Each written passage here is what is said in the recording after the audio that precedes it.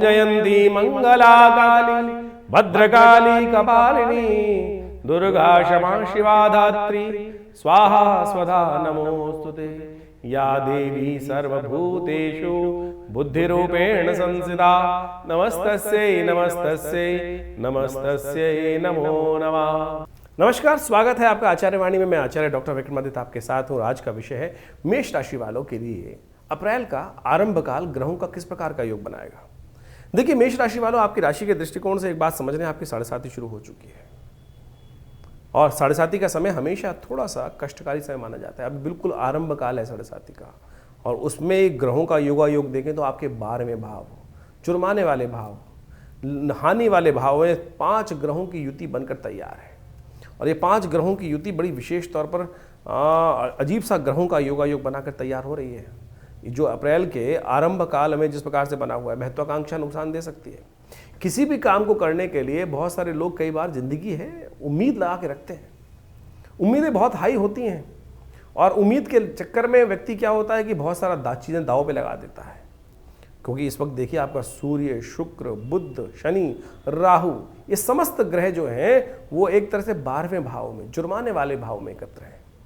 तो हम कहेंगे बड़ी सावधानी के साथ कार्य करने की जरूरत। बृहस्पति पूरी तरह से जोर लगा रहे हैं इस वक्त आपको लाभ देने के लिए, और ऐसे में सूर्य वगैरह इत्यादि जो ग्रह हैं वो 12वें भाव में आकर महत्वाकांक्षा बहुत जल्दी बढ़ाते दिखाई दे रहे हैं। चाहे आप छोटे हैं, चाहे आप बड़े हैं, चाहे आप स्त्री हैं, चाहे पुरुष हैं। देखिए, महत्वाकांक्षा, आकांक्षा हर व्यक्ति के मन में होती है। सपना सबको ही दिखते हैं, लेकिन कई लोग ऐसे हो जाते हैं कि सपने पे दाव लगा देते हैं।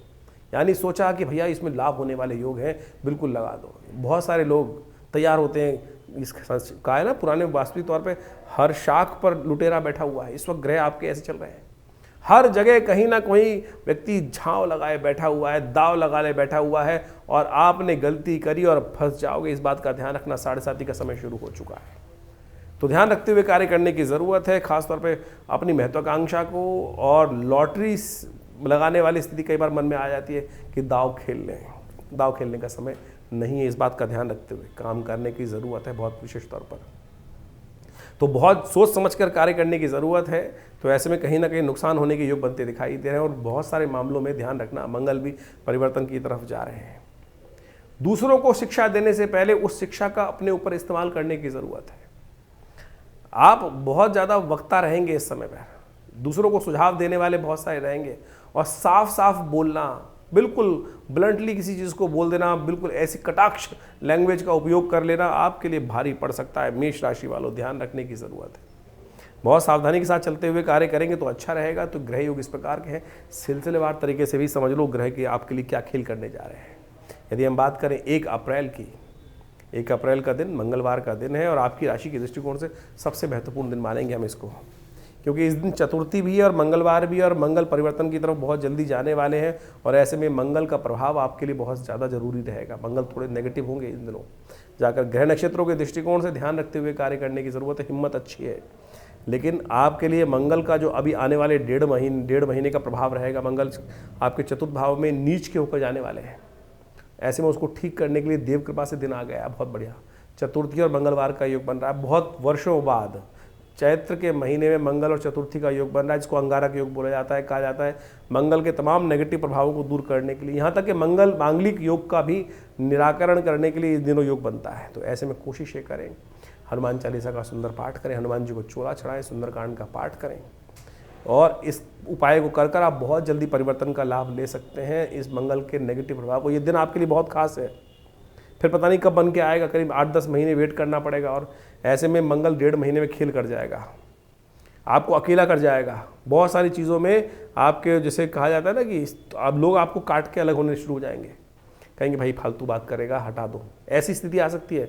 ऑफिस में बॉस से लड़ाई हो सकती है, घर में बच्चे आपके अगेंस्ट हो सकते हैं। ऐसा योग बनता दिखाई दे रहा है। तो इसलिए मंगल का नित्य प्रति, जब तक मंगल नेगेटिव रहे, मंगल आपके कमज़ोर अवस्था में रहे, तो आपको हम बताएंगे कब तक रहेगा, तो उसके लिए अलग से वीडियो बनाएंगे। लेकिन ध्यान करें, इस दिन से ये उपाय ज़रूर कर लीजिएगा। हनुमान जी को चोला चढ़ा दीजिएगा, बहुत ज़रूरी रहेगा।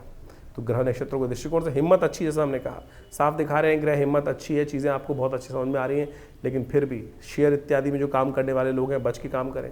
महत्वाकांक्षा बहुत ज़्यादा ना पालें। प्रैक्टिकल हवा में बैठकर नहीं, प्रैक्टिकल ज़मीन पर उतरते हुए कार्य करें। ज़मीन पर रहकर कार्य करना आपके लिए सबसे ज़्यादा ज़रूरी है, इस बात का ध्यान रखते हुए। चतुर्थी है, भगवती की उपासना का अवसर है। माँ भगवती कुष्मांडा की सुंदर आराधना करना कल्याणकारी रहेगा आपके लिए। 2 तारीख के दिन बात कर लेते हैं। बुधवार का अवसर, पंचमी तिथि विद्यमान है और ग्रह परिवर्तन की तरफ जा चुका है। चंद्रमा उच्च के होकर बृहस्पति के साथ विराजमान होकर गजकेसरी योग का निर्माण आपके लिए 3 दिन के लिए करके बैठे हुए हैं। यानी खास तौर पर 2-3 तारीख दिन जो है वो बहुत अच्छे आपके लिए बनते दिखाई दे रहे हैं। अपॉर्चुनिटीज से भरा हुआ दिन दिखाई देता है और विशेष तौर पर बस बैलेंस होते हुए कार्य करना है। बहुत बड़ी छलांग नहीं लगानी है, प्रैक्टिकल काम करोगे तो बहुत अच्छा रहेगा इस दिन। बुधवार का अवसर है, सुंदर रूप से भगवान कृष्ण की सुंदर उपासना करें। माँ भगवती की उपासना भी करना कल्याणकारी है, क्योंकि इस दिन श्री पंचमी भी है, 5वां नवरात्र भी है। भगवती का सुंदर स्वरूप का पूजन करना, गजकेसरी योग निर्माण आपके लिए है। सुंदर पॉजिटिव रिजल्ट लाने के लिए बहुत सारे ग्रह हेल्प कर रहे हैं। ऐसे में भाग्य से कई मामलों में लाभ मिलने के योग बन सकते हैं और भगवती की सुंदर आराधना करने का, स्कंद माता की आराधना करने का सुंदर अवसर है। अवश्य उनका ध्यान करते हुए कार्य करें, कल्याण होगा। 3 तारीख बृहस्पतिवार का अवसर, षष्ठी तिथि विद्यमान है और इस दिन ग्रह नक्षत्रों का योग आपके लिए दिन में अच्छा दिखाई देता है और आगे जाकर कहीं ना कहीं और अच्छे परिवर्तन के योग बन सकते हैं। पराक्रम से लाभ होता दिखाई दे रहा है। ऐसे में गौ पूजन अवश्य कीजिएगा। हो सके तो गौशाला में जाकर पालक इत्यादि, हरी जो सब्जी इत्यादि या विशेष तौर पर हरा चारा इत्यादि गाय को खिलवाएं, व्यवस्था करने का प्रयास करें। यह आपके लिए बड़ा कल्याणकारी योग बनाता दिखाई देगा। आपकी राशि के दृष्टिकोण से इस दिन गजकेसरी का योग जो बना हुआ है, फिर 1 महीने बाद बनेगा ऐसा योग और उसके बाद बिल्कुल बृहस्पति परिवर्तन की तरफ चले जाएंगे। उससे पहले पहले इस दिन का लाभ लेने के लिए जो खास उपाय बताएं अवश्य करने का प्रयास करें। हो सके तो ब्राह्मणों की सेवा करें, ज्ञानी जनों का आशीर्वाद लेने का प्रयास करें और सबसे श्रेष्ठ है भगवती स्कंद माता की आराधना करना, वो आपके लिए अच्छा रहेगा। और खासतौर पर इस दिन विशेष तौर पर स्कंद षष्ठी का योग भी बनता है, तो ऐसे में भगवती की सुंदर उपासना करने से कल्याण के योग बनते दिखाई देंगे। इस दिन विशेष तौर पर एक बात और समझे, मंगल परिवर्तन की तरफ जा रहा है। इस दिन जो मंगल है वो परिवर्तन की तरफ जाने के बाद साथ साथ अच्छा योग बनाएगा और ग्रह नक्षत्रों के दृष्टिकोण से जो योग आपके लिए बन रहा है वो बड़ा कल्याणकारी बनता दिखाई दे रहा है। 3 तारीख के दिन हम बात कर रहे हैं, बृहस्पतिवार का अवसर है ही, षष्ठी तिथि है और उस दिन ग्रह नक्षत्र आपका दिन जो है बनाता दिखाई देगा आपको। मंगल परिवर्तन की तरफ जा रहा है और मंगल विशेष तौर पर ये परिवर्तन का योग जो बना रहा है, चतुर्थ भाव में प्रवेश करने से नीच का मंगल जो हो जाएगा रात को 1 बजे के आसपास, ये थोड़ा ध्यान रखने योग्य है। ये विशेष तौर पर आपको थोड़ा सा प्रभाव थोड़ा सा नेगेटिव करता दिखाई दे रहा है, लेकिन फिर भी यदि आप अच्छे जो लर्नेड लोग हैं उनसे बात करने का प्रयास करोगे, कम बोलोगे, जहां जरूरत पड़े वहां बोलोगे, जबरदस्ती अपनी बात थोपोगे नहीं, तब इसका लाभ ले सकते हो। कोशिश ये करना, हनुमान जी का सुंदर स्तवन करने का प्रयास करना, नित्य प्रति हनुमान चालीसा का पाठ करना, ओम क्रांग क्रीं क्रौं सै भौमाय नमः, इस मंत्र का जप करना और बहुत जरूरत पड़े जब कोई सजेशन मांगे तभी देने का प्रयास करना। ऐसे में ग्रह नक्षत्र ऐसे योग बनाते दिखाई दे रहे हैं कि आप हर चीज़ को समझ सकते हैं, लेकिन कहीं ना कहीं आप जो है जो दुनिया को सजेशन देंगे उस पर खुद इनकॉर्पोरेट नहीं करेंगे और वही आपका नुकसान का कारण बन सकता है। तो इस बात का ध्यान रखते हुए कार्य करने की ज़रूरत है। जो नवरात्र के दृष्टिकोण से आप देखें, छठा नवरात्रा है, भगवती की सुंदर स्तवन करने का दिन है और ऐसे में भगवती के सुंदर कात्यायनी देवी की सुंदर आराधना कर और साथ साथ स्कंद षष्ठी भी इस दिन योग बन रहा है।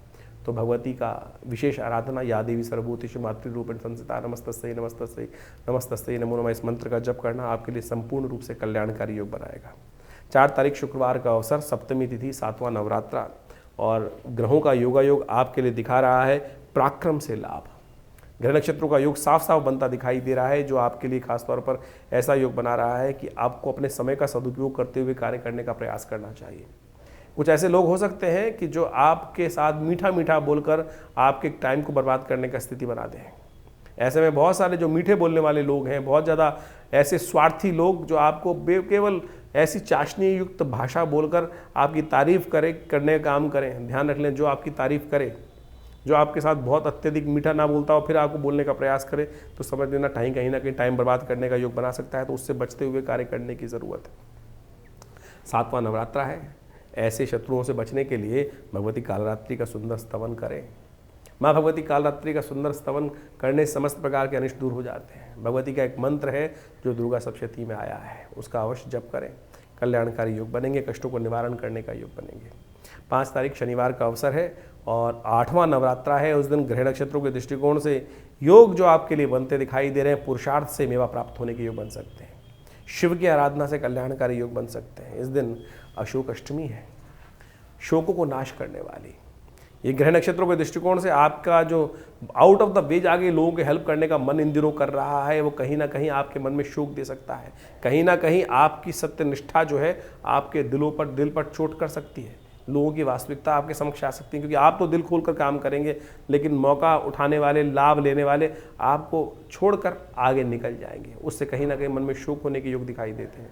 तो थोड़ी देर हो सके तो अशोक के पेड़ के नीचे बैठकर ओम नमः शिवाय का जप करें, भगवती का सुंदर स्तवन करें। 8वां नवरात्रा है, माँ भगवती महागौरी की सुंदर आराधना करने का अवसर है। सर्वमंगल मांगल्ये शिवे सर्वार्थ साधिके शरण्ये त्र्यंबके गौरी नारायणी नमोस्तुते। हो सके तो कन्या पूजन करें। कहा जाता है कि इस दिन जो पंचमकारों की आहुति भगवती को अर्पित करता है, उसके जीवन के समस्त अनिष्ट दूर हो जाते हैं।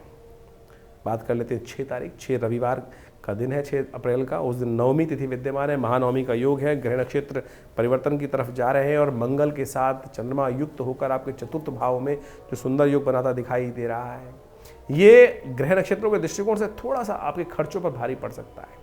स्वास्थ्य का थोड़ा ध्यान रखने की ज़रूरत है, क्योंकि इन दिनों आपके समस्त ग्रह जो हैं, 5 मुख्य ग्रह जो हैं, वो आपके 12वें भाव में एकत्र होकर बैठ गए हैं और ये कहीं ना बेकार के मामलों में अत्यधिक खर्चा दिखाई दे रहे हैं। तो अपनी जो मुट्ठी है थोड़ी बंद रखने का प्रयास करें। जो आपके धन का सदुपयोग करते हुए कार्य करने की ज़रूरत है। कहीं ना कहीं आपके ग्रह नक्षत्र जो हैं वो आपको थोड़ा सा कष्ट देते दिखाई दे रहे हैं। गुस्सा कम करने का प्रयास करें, प्रैक्टिकल वे में काम करेंगे तो अच्छा रहेगा। महानवमी है, रामनवमी है, ये मुहूर्त बड़ा शुभ है। इस दिन कहा जाता है कि इस दिन कोई नया कार्य आरंभ करना हो तो मुहूर्त की आवश्यकता नहीं है। जो भी काम करेंगे भगवान राम का ध्यान कर कर। मधुमास का सुंदर नवमी है, मध्याह्न काल में भगवान का जन्म होता है और ये बड़ा शुभ योग बनता है। अभिजीत मुहूर्त में समस्त कार्यों का लाभ लेते हुए, अभिजीत मुहूर्त का लाभ लेते हुए कार्य करना समस्त प्रकार से कल्याणकारी योग बनाएगा आपके लिए। 7 तारीख का दिन सोमवार का अवसर, दशमी तिथि विद्यमान है और ग्रह नक्षत्रों के दृष्टिकोण से देखें तो इस दिन एक विशेष परिवर्तन का योग बन रहा है। 12वें भाव में चलते हुए बुद्ध महाराज जो अभी तक वक्री चल रहे थे, वो मार्गी होने जा रहे हैं और ऐसे में ग्रह नक्षत्र आपके लिए थोड़े से विचित्र स्थिति बनाते दिखाई दे रहे हैं। आपके लिए ये नक्षत्र साफ साफ दिखाते हैं कि इन दिनों जो ग्रहों की स्थिति थी, जो लोग आपको सबसाइड करने का प्रयास कर रहे थे, आपके लाभ से भी आपको वंचित करते दिखाई दे रहे थे। वैसे तो भी कुछ दिन कंटिन्यू करेगी ऐसी स्थिति, लेकिन फिर भी मंगल का, इसका बुद्ध का मार्गी होना, वो उसमें कहीं ना कहीं आपके लिए थोड़ा सा लाभकारी हो सकता है।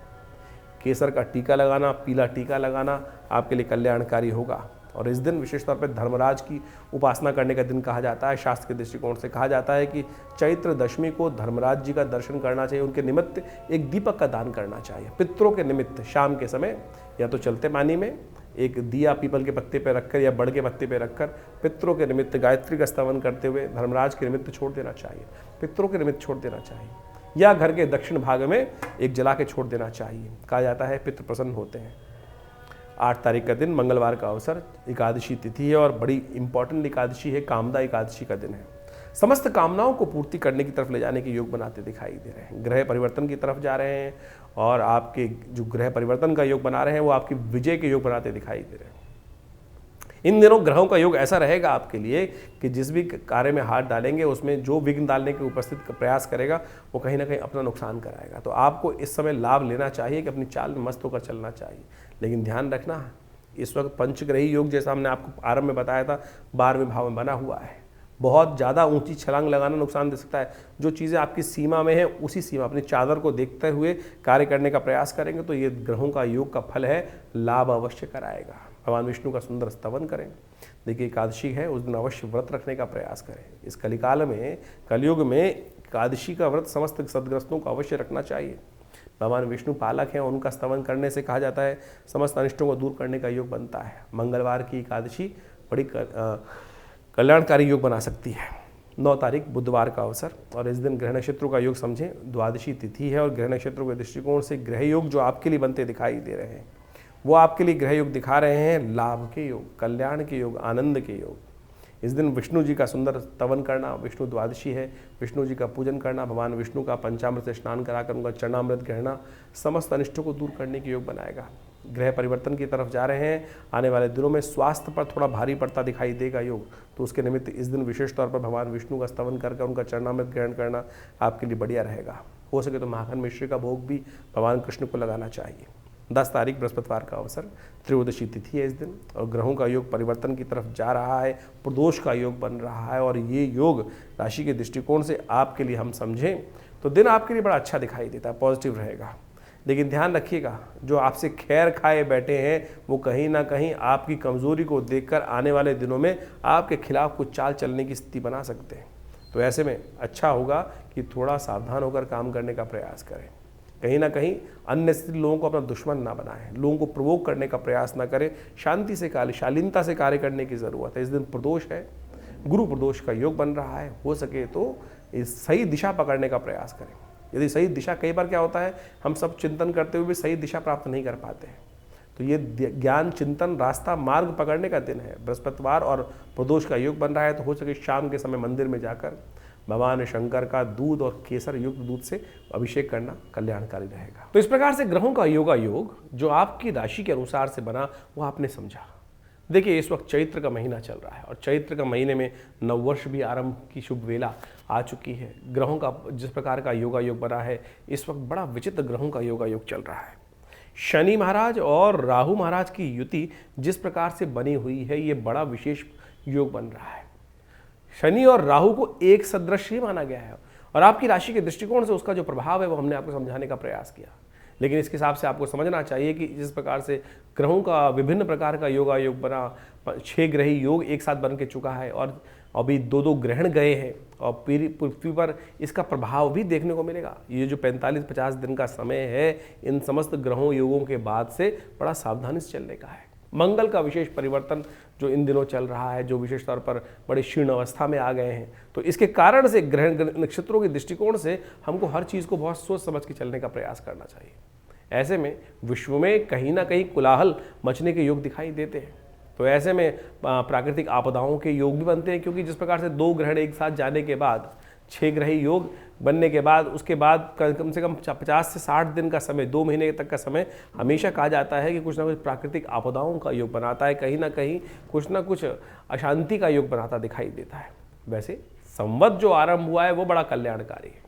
सिद्धार्थ नाम का संवत हर जगह कहीं ना कहीं प्रॉस्पेरिटी की योग बनाता है, कहीं ना कहीं अच्छे योग बनाता है, अशुभता को दूर करता दिखाई दे रहा है। तो संवत तो बहुत शुभ दिखाई देता है, लेकिन जो ग्रहों का योग था वो कहीं ना कहीं कष्ट के योग बना रहा है। तो आपके जीवन में उसका प्रभाव आपने समझा। तो ये ज्योतिष का जो प्रभाव है, वास्तविक तौर पर हर चीज़ को बड़ी सूक्ष्म दृष्टिकोण से देखने का प्रयास किया जाना चाहिए। हम राशि के अनुसार से, अब बहुत सारे लोगों का प्रश्न कई बार आता है कि भाई जो हमने राशि के अनुसार से भविष्य बताया आपकी राशि के दृष्टिकोण से, क्या वो लग्न के हिसाब से भी देख सकते हैं? जी हाँ, लग्न के हिसाब से भी देखना चाहिए। ये विषय जन्मपत्री का है कि हम ज्योतिषीगण जब जन्मपत्री को देखें तो उसमें विचार अच्छे से करें कि व्यक्ति की जन्मपत्री में जो लग्न है वो ज़्यादा प्रभावी है या लग्न जो राशि है वो प्रभावी है। कई बार जन्मपत्री जब देखते हैं, विवेचना करते हैं, तो उसके अंदर जो लग्न है उससे प्रभाव आता ही नहीं है, क्योंकि जन्मपत्री ज्योतिष के अंतर्गत एक कुंडली नहीं बनती है, सहस्त्रों कुंडली बनती है।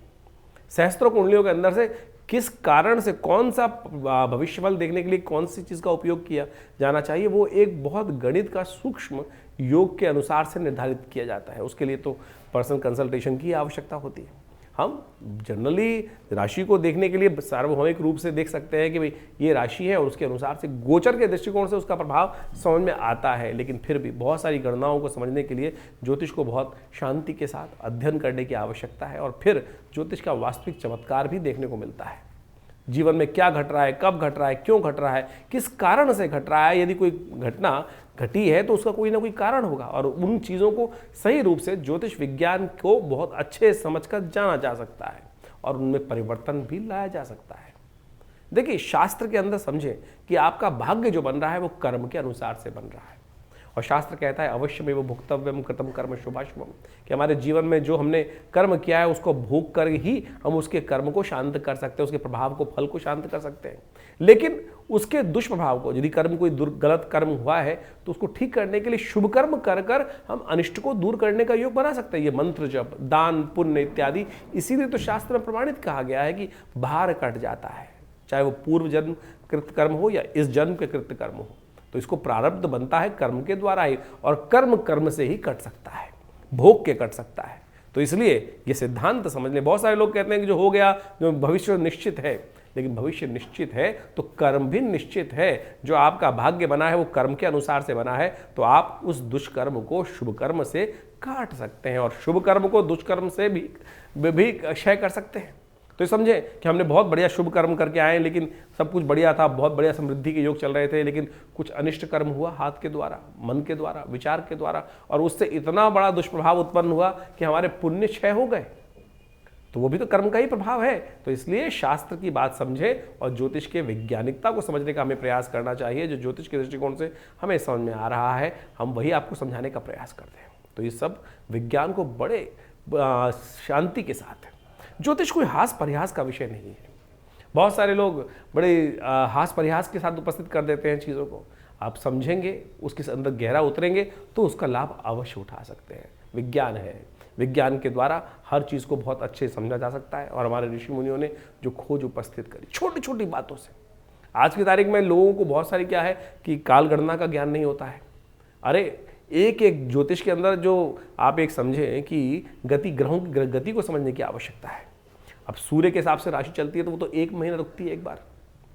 सूर्य के हिसाब से यदि राशि देखें आपकी तो वो तो 1 महीने के लिए एक राशि, जिसको ज़ोडिएक साइन बोला जाता है, वो तो 1 महीने के लिए एक राशि में रहता है। यानी उस 1 महीने में पैदा होने वाले सब व्यक्ति एक राशि में आ गए। वहीं यदि चंद्र के हिसाब से राशि देखें तो चंद्र के हिसाब से करीब करीब 2 से ढाई दिन तक एक चंद्रमा एक ही राशि में रहता है। तो यानी 2-2.5 दिन में सारे लोग एक राशि में आ गए। वहीं लग्न राशि का प्रभाव देखें तो हर 2 घंटे से 1.5 घंटे से 2-2.25 घंटे के अंदर वो राशि परिवर्तित, लग्न राशि परिवर्तित हो जाती। तो उस 2 घंटे के अंदर जितने जन्म व्यक्ति हैं, उसके बाद भी इंटरनल ग्रहों की दशा, महादशाएं और उनके अंश, उनकी जो षोडश वर्ग इत्यादि कुंडलियां हैं, उन सब में तो हर क्षण परिवर्तन आ रहा है। तो इनको बहुत चिंतन, बहुत ज्ञान के साथ, शांति के साथ, शालीनता के साथ इन सब चीज़ों को समझा जा सकता है। और जब हम उनको गहन अध्ययन करते हैं तो बहुत सारी चीज़ों को सही समझ पाते हैं। तो इसलिए आपके लिए ज्योतिष को बहुत अच्छे से समझना बहुत ज़रूरी है। तो यहाँ पर तो हम जो आपके जीवन में घटने वाली घटनाओं को आप समझाने का प्रयास करें, बड़ा व्यापक है, बहुत ब्रॉडर कैटेगरी के अंदर आता है। कोशिश करें अपनी जन्मपत्री को सही से अध्ययन करें और समय समय पर अध्ययन कराएं, क्योंकि ग्रहों का परिवर्तन हर क्षण होता है। इस संसार के अंदर कुछ भी चीज शाश्वत नहीं है, हर चीज परिवर्तनशील है, हर क्षण बदल रहा है, हर क्षण कुछ ना कुछ परिवर्तन आ रहा है। आज सब कुछ बढ़िया चल रहा है, आपके मन में कुछ विचार आया और उस विचार को आने से क्या हुआ, कुछ गलत कर्म हो गया। अच्छा था तो अच्छा कर्म हो गया, पुण्य जाग गए। आप सोचे कि आपके मनोभाव में अभी आया कि किसी व्यक्ति की बड़ी दारुण स्थिति को देखकर मन में आया कुछ दान कर देता हूं, दान कर दिया आपने, तो उसका प्रभाव वो हो गया ना कहीं वो दुष्कर्म था, वो नेगेटिव हो गया। और यदि आपने कुछ अशुभ कर दिया किसी का, तो वो शुभ कर्म के अकाउंट में से डेबिट क्रेडिट इसी प्रकार चलता रहता है और इसी कारण से भाग्य बनता रहता है। हमारे पास बहुत अच्छे लोग, करीब बहुत सालों हो गए जन्मपत्री देखते हुए, पिताजी के साथ करीब काफ़ी जब उनके साथ जन्मपत्रियाँ देखते देखते बाल्यकाल से ही 10 साल की 5 साल की उम्र से इन सब विज्ञान के अंदर बैठना हुआ पिताजी के साथ, और उसके बाद हर चीज़ को देखा। अजीब अजीब प्रकार की कुंडलियाँ आई जीवन में और बहुत चमत्कारी प्रभाव। ऐसी कुंडलियाँ हमने देखने को मिली कि जिसके अंदर बिल्कुल साफ साफ योग दिखाई दे रहे थे, तो इसके साथ कुछ अच्छा होने वाला नहीं है, लेकिन जब कुंडली में देखा तो अच्छा हो रहा है।